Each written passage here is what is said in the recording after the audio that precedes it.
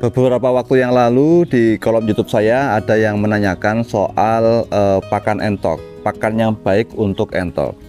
Sebetulnya saya sudah banyak mengupas soal pakan entok di channel YouTube saya. Tapi tidak mengapa, pada kali ini saya coba akan menambahkan sedikit informasi share pengalaman soal pakan entok begitu.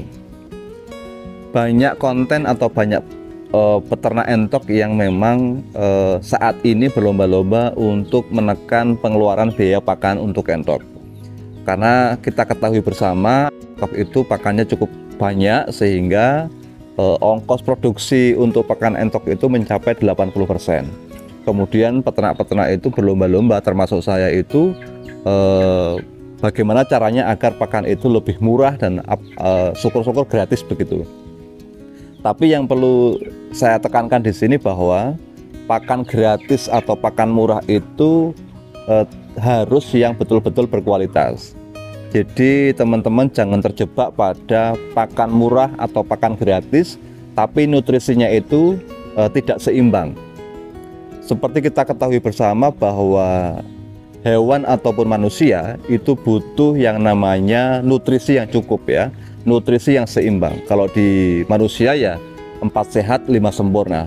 Begitu juga dengan entok.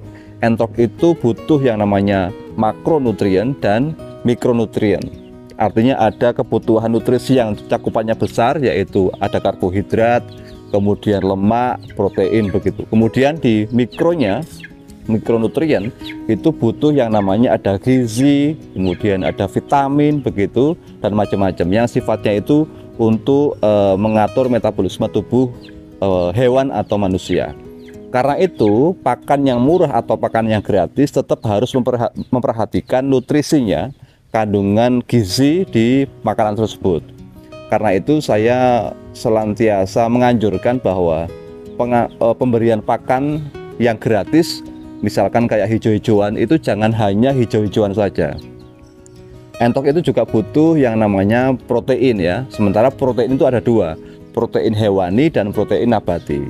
Nah, untuk memproduksi telur yang banyak untuk indukan, maka kebutuhan protein itu harus dicukupi, yaitu protein dari nabati, dari tumbuh-tumbuhan, kemudian protein dari hewani, dari keong dan barangkali ikan rucah, atau kemudian bekicot begitu, atau ini tepung ikan dan lain-lain, atau konsentrat. Karena itu pemberian pakan yang kemudian seimbang itu nanti akan sangat berdampak pada pertumbuhan entok di masa yang akan datang. Sekali lagi teman-teman jangan terjebak pada pakan gratis, kemudian mentang-mentang gratis hanya diberikan pelepah pohon pisang begitu, pohon pisang dicacah begitu, kemudian dicampur katul, kemudian diberikan. Kalau setiap hari dikasih makan yang murah tapi tidak bernutrisi, maka pertumbuhan entoknya juga tidak akan maksimal gitu. Jadi sekali lagi bahwa metabolisme tubuh entok itu butuh yang namanya nutrisi yang seimbang. Ada vitaminnya, kemudian ada proteinnya yang cukup, kemudian ada lemaknya, ada karbohidratnya begitu, sehingga seluruh metabolisme tubuh entok itu bisa berkembang, bisa berjalan dengan baik, dan kemudian untuk anakan barangkali pertumbuhannya akan maksimal. Kalau untuk indukan maka kemudian produksi telurnya itu bisa kemudian membaik begitu. Nah, saya beberapa kali melihat begitu peternak maupun di channel YouTube itu hanya menggembar-gemborkan soal pakan murah tapi tidak memperhatikan kandungan nutrisinya. Ini saya sangat miris ya. Yang jelas bahwa pemeliharaan entok itu ya kita harus, pertama harus modal ya, harus modal katul lah, minimal katul. Karena katul itu hari ini di tempat saya itu menjadi bahan makanan pokok untuk entok maupun ayam. Kemudian kandungan dari proteinnya bisa diambilkan dari yang namanya keong sawah, kemudian ada yang kayak belatung itu ya, maggot. Jadi kayak keong sawah, kemudian maggot, kemudian bekicot, kemudian ikan rocah, kemudian sisa limbah pasar ikan begitu, itu bisa diberikan untuk mencukupi nutrisi atau protein dari sisi hewani. Kemudian ada rumput odot indigofera, itu bisa mencukupi untuk kebutuhan protein nabatinya. Kemudian kandungan vitaminnya, kemudian teman-teman bisa menambahkan herbal-herbalan ya, misalkan kayak jahe, kunyit begitu, temu ireng, temulawak, atau kemudian daun kelor, daun mengkudu, kemudian vitamin yang bisa beli di toko peternakan misalkan, kalau itu dibutuhkan, maka dicampur jadi satu kemudian diberikan ke entok. Insya Allah kalau kemudian kita pandai dalam meramu pakan murah tapi yang berkualitas, itu pertumbuhan entok itu tetap akan bisa maksimal, sehingga kita tidak lagi tergantung dengan pakan-pakan pabrik. Sekali lagi, teman-teman peternak, pecinta entok, jangan kemudian hanya terpaku pada pakan murah tanpa memperhatikan kandungan nutrisinya. Ini nanti dampaknya bisa fatal. Entoknya pertama kurus begitu, kemudian tidak bisa gemuk, kemudian mudah terserang penyakit. Kalau kandungan nutrisinya itu cukup, maka nanti akan membangun yang namanya kekebalan tubuh, ada imunnya juga kuat, sehingga lebih tahan terhadap serangan penyakit. Kemudian dari sisi kualitas dagingnya juga nanti akan, kalau kualitas pakannya bagus, maka dagingnya itu juga akan bagus. Kemudian produksi telurnya juga akan lancar. Prinsipnya kunci dari beternak itu di pakan. Jadi teman-teman ketika akan memelihara entok ataupun ayam ataupun yang lain, itu kuasai dulu soal ilmu pakan, kandungan proteinnya, kemudian karbohidratnya, lemaknya, vitaminnya yang dibutuhkan itu apa saja, sehingga nanti meskipun kita memanfaatkan potensi alam, tapi kita tetap bisa menakar atau meramu pakan yang berkualitas. Pada prinsipnya, berilah pakan untuk entok itu yang bervariasi, tidak hanya satu macam saja, tidak hanya katul tok gitu, atau hanya keong tok gitu, nggak bagus. Kalau dikasih makan keong yang berlebihan juga nggak bagus, karena nanti akan terjadi over protein, yang itu nanti akan mengganggu metabolisme tubuh di entok itu sendiri. Maka pemberian pakan itu harus variatif, harus bernutrisi. Ini nanti akan berdampak pada nafsu makan entok ya.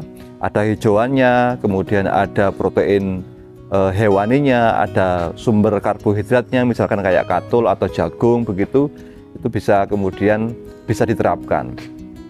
Jadi teman-teman sekali lagi jangan berharap banyak ketika teman-teman hanya memberikan makanan yang satu ragam saja. Berilah makan pada entok yang variatif, yang nutrisinya tercukupi, sehingga nanti ke depan perkembangan entok kita akan menjadi lebih baik. Berikut ini adalah kandungan protein dari sumber hewani maupun dari sumber nabati. Pertama, teman-teman bisa mengaplikasikan sumber protein dari hewani. Yang pertama adalah keong. Keong sawah ini memiliki kadar protein sekitar 10-14%. Kemudian maggot ya, maggot itu mempunyai kadar protein sebanyak 38%. Ini sangat bagus untuk entok ya, untuk entok indukan maupun entok anakan. Kemudian ada tepung ikan. Tepung ikan ini mempunyai kadar protein sekitar 58%. Ini cukup tinggi ya. Kemudian berikutnya adalah ikan rocah. Teman-teman yang berada di daerah pesisir yang banyak ikan rocah bisa memanfaatkan ikan rocah, karena ini memiliki kadar protein sebanyak 58%. Kemudian teman-teman yang ada di pedesaan itu bisa memanfaatkan cacing tanah.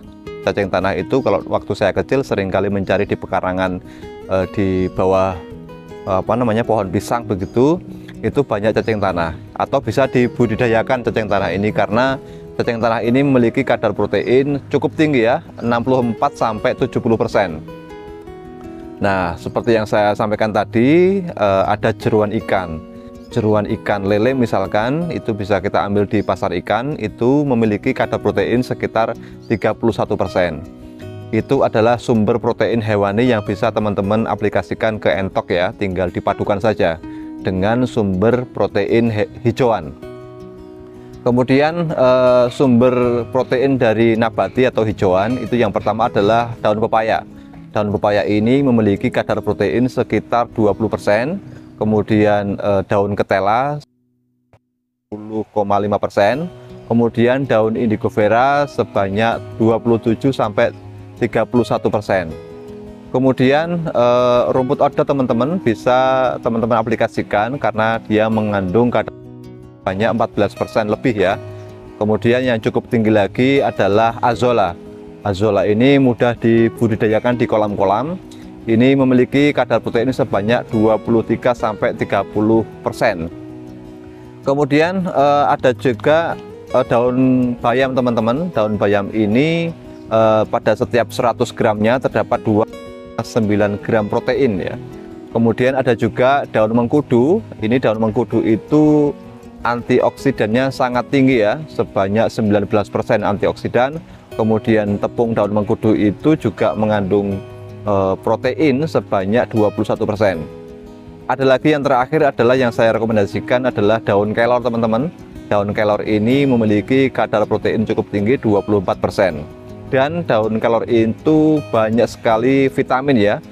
Vitamin A, vitamin B, ada kalsium, zat besi dan lain-lain. Nah, silakan teman-teman memadukan antara sumber protein hewani dan sumber protein nabati yang ada di sekitar teman-teman. Sekali lagi bahwa pakan entok itu harus bervariasi ya, harus dari berbagai macam kadar protein hewani maupun nabati dan sumber-sumber yang lain yang kaya akan vitamin. Kemudian ada yang nanya begini, bagaimana kemudian ketika kita itu punya kesibukan sementara untuk mencukupi pakan alternatif itu kan, atau mencari pakan alternatif itu kan butuh waktu. Sebetulnya saya sudah menjawab pertanyaan itu bahwa sebetulnya untuk pakan alternatif itu bisa kita kelola ya. Kalau kita punya lahan ya kita bisa kemudian menanam yang namanya rumput odot atau indigo vera. Atau kalau kita punya lahan dan ada kolam terpal, kita bisa menanam azolla sebagai sumber protein dari nabati. Atau kemudian kita bisa bekerja sama dengan pedagang ikan lele ya. Lele itu kan limbahnya ya, jeroannya kan banyak dan nutrisinya banyak, itu bisa kemudian kerjasama dengan mereka, kemudian kita ambil tuh jeroannya, atau kemudian kita sedikit modal ya khusus untuk kebutuhan protein hewaninya kita beli yang namanya tepung ikan. Jadi yang penting variatif ya, yang penting variatif sehingga nanti pakan alternatif itu kita bisa kelola dengan baik. Kalau kita mempunyai persiapan pakan yang bagus, maka nanti ketika beternak kita akan lebih mudah dan lebih efektif dan efisien dalam mengelola peternakan kita. Karena itu saya selalu mendorong bahwa teman-teman peternak itu harus mempunyai bank pakan ya. Bank pakan meskipun ya di lahan sempit, di teras rumah atau di belakang rumah tidak masalah. Yang penting kita punya stok pakan yang cukup ya. Asal tadi itu disesuaikan dengan jumlahnya. Ini sekali lagi saya bilang untuk peternakan skala rumahan. Kalau skala ratusan barangkali kalau mau bikin bank pakan ya harus punya lahan yang cukup luas begitu. Sehingga nanti bank pakan itu bisa mencukupi seluruh kebutuhan pakan entok yang jumlahnya banyak. Kalau skala rumahan misalkan 10 ekor, 15 ekor ya cukuplah di lahan sempit di belakang rumah, di teras rumah atau di mana pekarangan yang tidak bermanfaat begitu bisa dikelola dengan baik. Seperti yang dilakukan beberapa peternak itu misalkan ada saluran lahan, saluran irigasi yang tidak dimanfaatkan, itu bisa kemudian teman-teman manfaatkan untuk ditanami rumput odot atau indigo vera. Itu saya kira bisa dimaksimalkan begitu. Pagar rumah yang biasanya kalau orang kampung itu ada pohon teh-tehan, maka bisa diganti dengan indigo vera. Itu lebih produktif, lebih bermanfaat bagi hewan-hewan kita. Ya mungkin itu saja video pendek dari saya, semoga bermanfaat. Sampai jumpa di video berikutnya.